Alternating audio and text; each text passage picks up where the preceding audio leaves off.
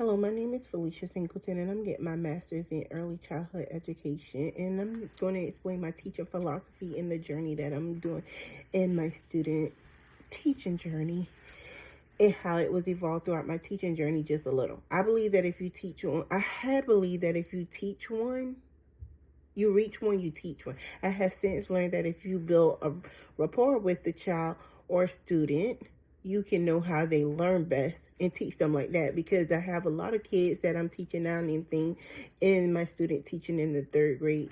Each of them learn differently on a different grade level. Some I'm at the are below grade level, and a lot of them just don't want to learn. They said, and I know I'm at the at the end of the school year, and it's a lot going on, a lot of testing and a lot of things. But as I built the rapport with the child and built that relationship with the child and tell them they can do this, and I know they can do this, they encourage them a little more and motivate them a little more and see how they learn and things they like and take that and put it into the lesson.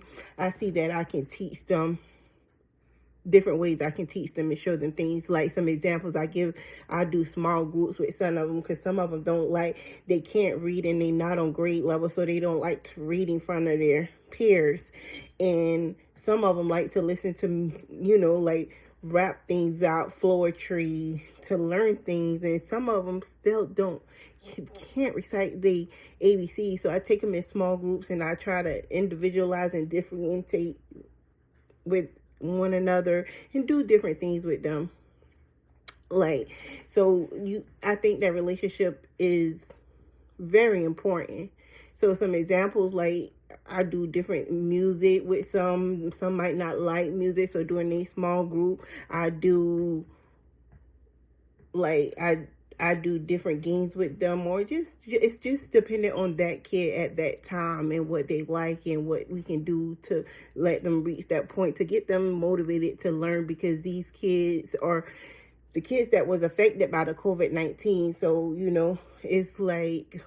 it's very rough right now with them, but, showing them that you care and, you're willing to help them and show that, you understand, and we're going to get you to that point where you need to be, like they coming along.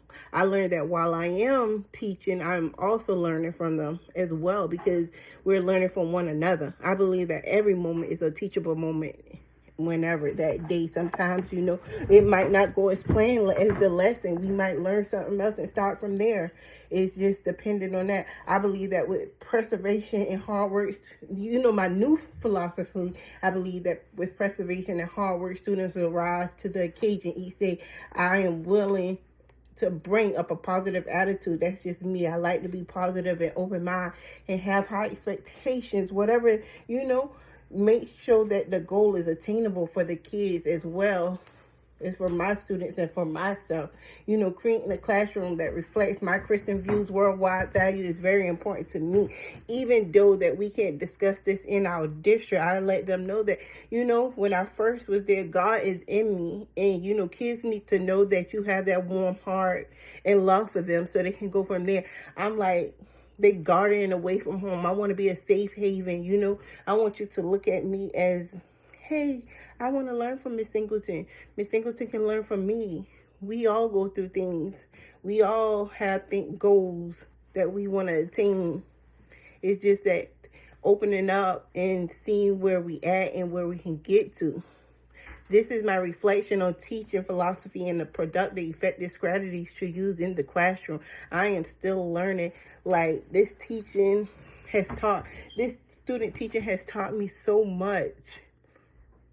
The highs, the lows, everything. And I take everything and I take the good, the bad, everything. I want to learn everything. And I want to do whatever is possible to help my kids get to the next level from where they at to meet their goal.